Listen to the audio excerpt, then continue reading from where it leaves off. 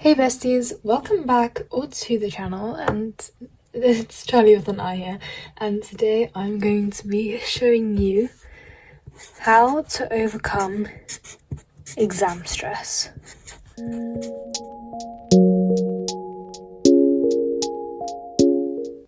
To expand a bit on anxiety, first of all, some common things that happen from exam stress and anxiety is things like lack of motivation and want to not study, and sometimes feeling hopeless or too overwhelmed. This is actually quite similar so far to terms of art block and how to overcome it. If you're interested in that, it will be in the top right hand corner right now. Exam stress can come from things like being a perfectionist. Being a perfectionist and procrastination both meet. And as a perfectionist, you might feel too scared to fail. And the procrastination comes from, if you don't study, you don't fail.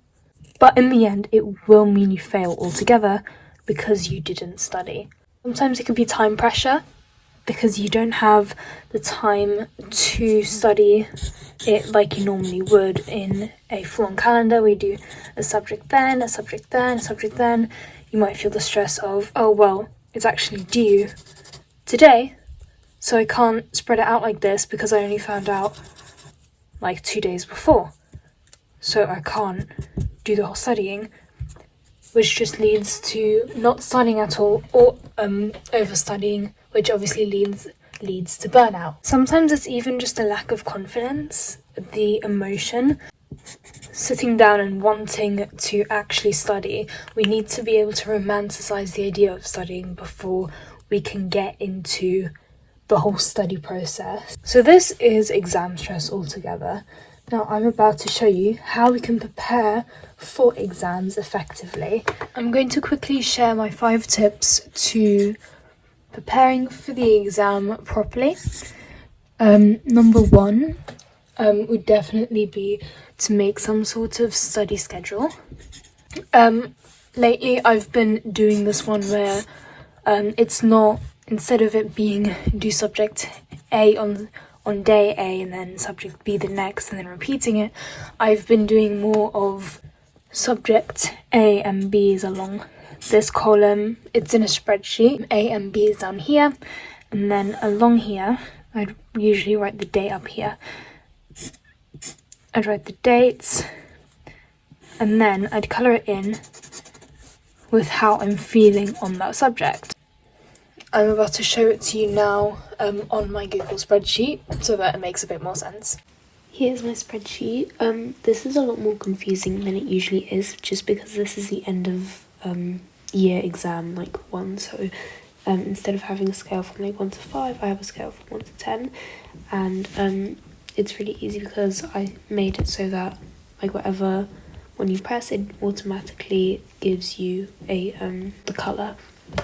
So this is how it looks, and it would just basically be that, I studied these 2 subjects last, and even though I feel like bad in them, they were like recent, let me study some English, and then it would go up to like 2 or 3 depending on how I feel. The second thing I'd do is break down materials or tasks. This might seem really easy, really simple and really obvious, but people keep on forgetting to do it. Say you have a huge assignment due and you have to write, let's just make it easy, say you have to write a paragraph with like the structure, and you have to write like with like 3 points, each one having like 2 points within it.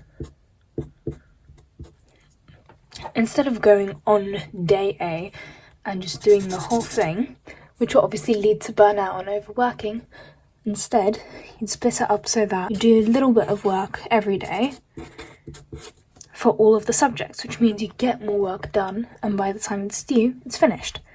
So we have 1, 2, 3. And 1, 2, 3. And then next Monday when it's due, on Sunday you can read over. Let's say you have 2 of these due. That means instead of focusing it one at a time, you'd be able to focus each of them at the same time.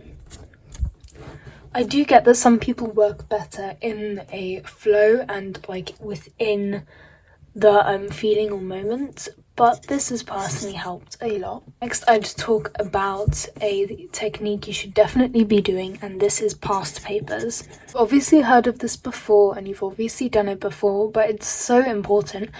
If you don't practice a test, you won't know how the test will be when you do the actual test.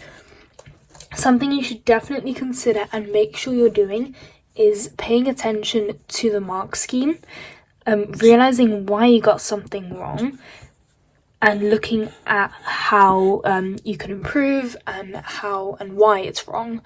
You should definitely, after doing this, be writing a bunch of questions that you're going to email your teacher or research about afterwards, which brings me to tip 4, which is the Pomodoro technique. Again, very well known, but it's for a reason. It's basically where you do like 2 hours of work, 25 minutes of work, 5-minute break, 25 minutes of work, 5-minute break, 25. Then you have like 10-minute break. You probably wouldn't have to do these last 2, but like you get the idea. You get a lot of work done, and it doesn't feel like it because you're taking the breaks often enough and for long enough. And then the final thing I'd like to talk about is, to no surprise, blurting.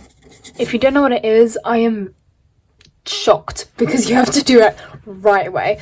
It's just basically where you look over your notes up with like a piece of paper or whatever, and then you set yourself a timer for like 3 minutes, depending on how much you just learned or memorized, and you have to write down as much as you can. After those 3 minutes are up, you go back to your original information and you mark it and you go, that's wrong, and you like correct it, and then like you especially like adding all the information you forgot.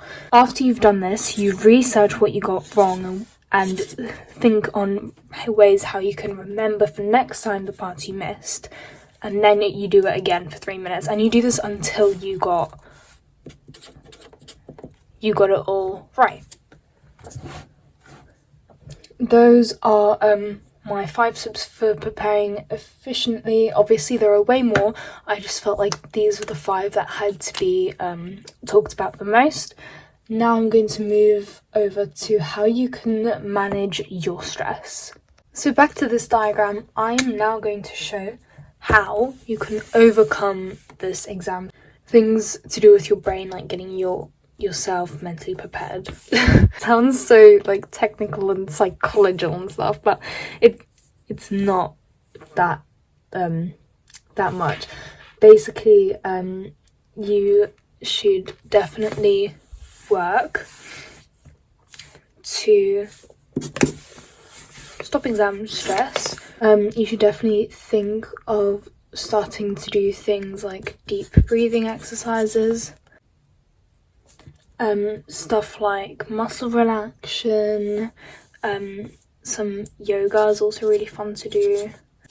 Going for a run is like my favourite form of doing this because you can just listen to music, forget about everything, and just like run as far as you want.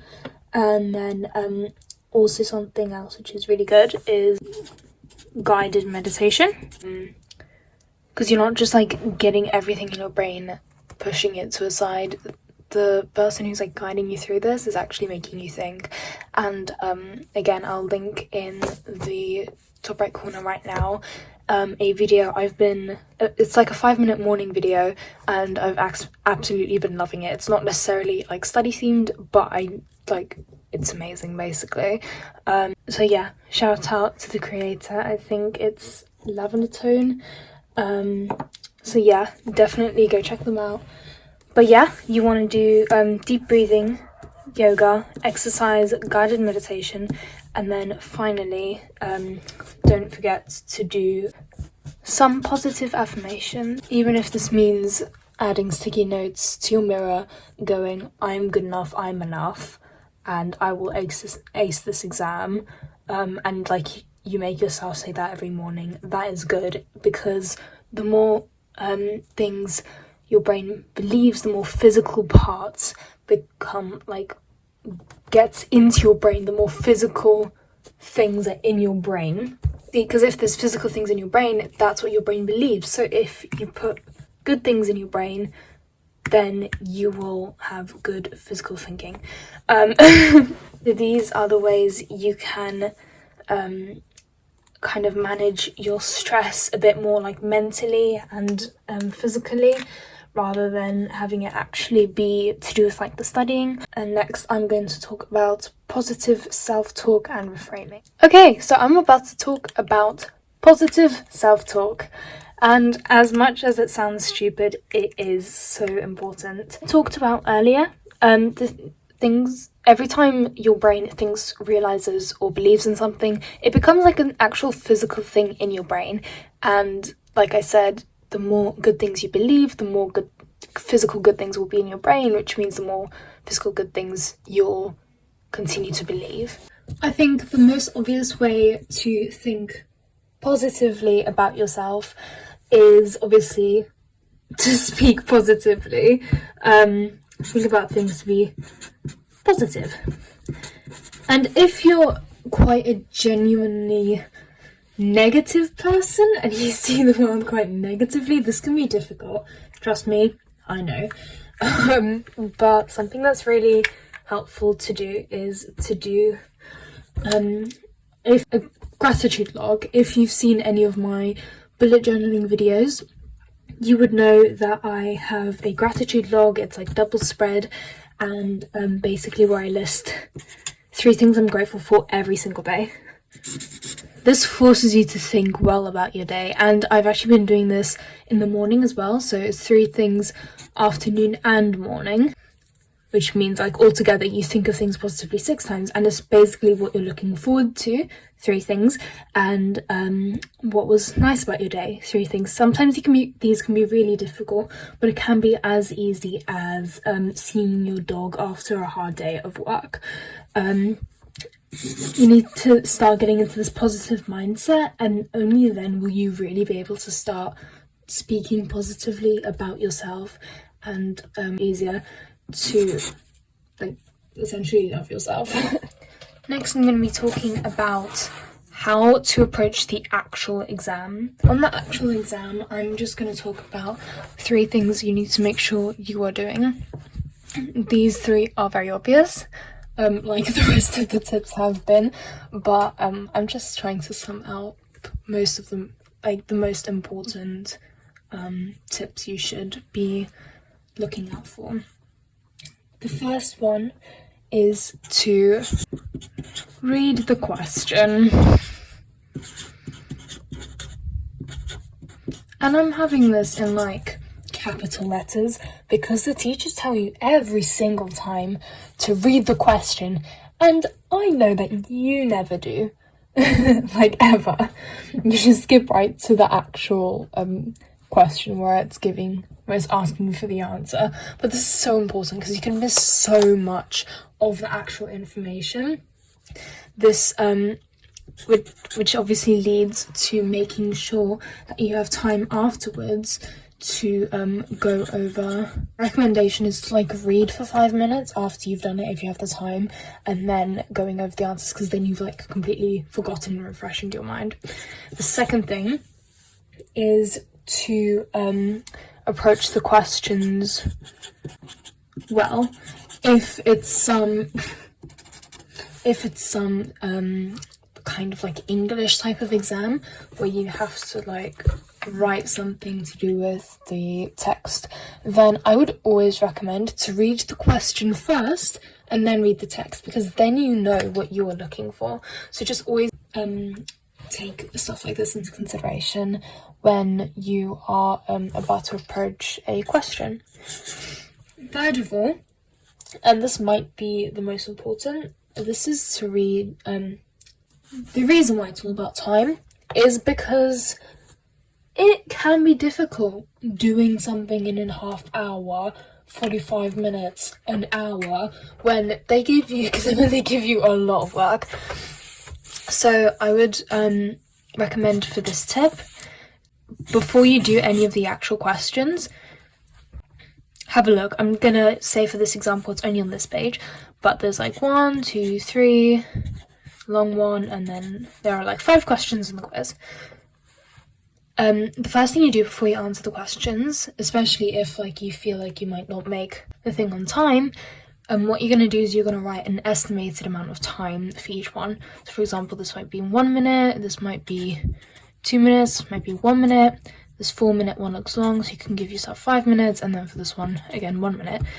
Make sure that this adds up to like, to the time you have. So let's say for this one you've got like 30 minutes, and then also you'll need, 30 minutes is a lot for this one. Let's say you have 20 minutes, and it goes up to 10 minutes, which means you have time to go over your answers, and you have that extra time that you have resetting your mind before going over the answers. And this then adds up, don't know what type of arrow that is, but it goes up to 20. This is our third last topic, and it's all about physical well-being. I'm not going to touch on it for too long, but it's basically making sure that you have enough sleep, and make sure that around an exam you have at least 8 hours plus. Never study more than sleep. Never like study, like, I don't know, it depends on how old you are, but I definitely not recommend studying up to like 10, because your brain needs to rest. So make 10 p.m. for studying anyway. Like, stay up reading, like, yeah, that's fine, but make 10 p.m. like your limit for studying, because your brain's just gonna get so overwhelmed after that. Then there's the obvious stuff, like make sure you're eating healthy, make sure you're not eating too much of certain things. I'm not saying to like track your carbs, like never do that. I'm just reminding you to make sure that you are eating, because this obviously affects on how your brain is thinking the day. Make sure never skip meals. If you skip meals regularly, like you're just used to it, then fine, but on the day of an exam, at least make sure you have a snack bar, because you should not be doing, you shouldn't be skipping meals in general, but like, again, especially on an exam. Again, back to the exercise, it like refreshes your mind and makes you feel really nice. Of course I had to spell exercise wrong. And back to what I said about the running, that's really good one. Of it's like obviously completely free. Finally,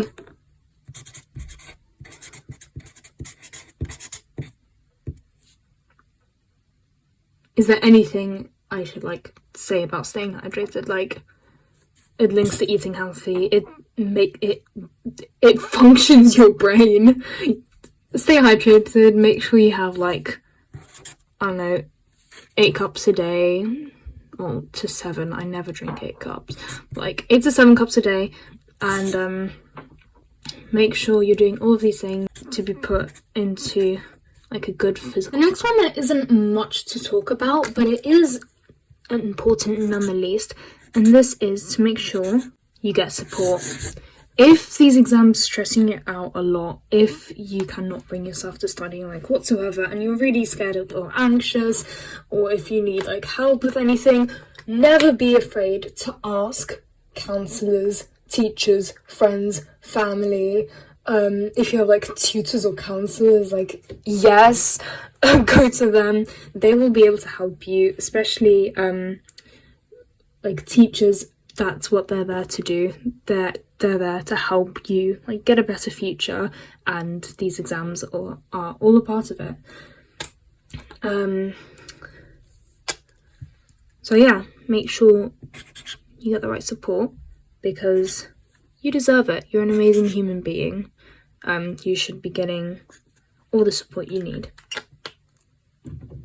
Finally, relaxation. You need relaxation. Now it's starting to sound like a completely different word, like it's not a word. But I'm talking about breaks.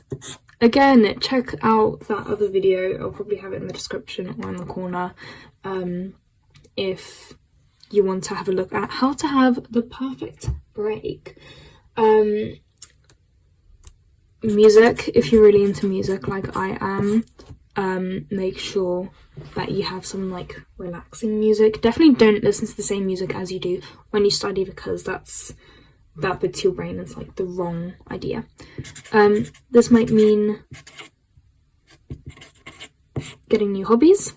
I know it says hobbies, but imagine that A is an O because I messed up. Getting new hobbies, making sure it's relaxing. I don't care if you take up knitting or drawing or like whatever, like hobbies, they're really nice and it calms you. And then finally, a you day. This is just basically a self-care day, which is all about you. This is where like you'd get a face mask, you'd like wash your hair. Like I know stuff like this you do like normally anyway, but it's just basically focused on giving you a chill day and kind of like treating yourself. Thank you guys so much for watching. I really appreciate it. Do remember that exam stress is completely normal and everyone gets these. Make sure you do these techniques and you do some more research on them. Check out the videos I mentioned beforehand, like the guided meditation, some of my own study videos that you should try. And to congratulate you on how you have already acknowledged that this lack of motivation and procrastination has led to you not studying to your full potential and clicking on videos like these. So I really do applaud you and congratulate you to making it to the end of the video. Thank you so much for sticking around and I hope you have the loveliest of lovely days and I wish you amazing luck in that exam. Love you besties, bye.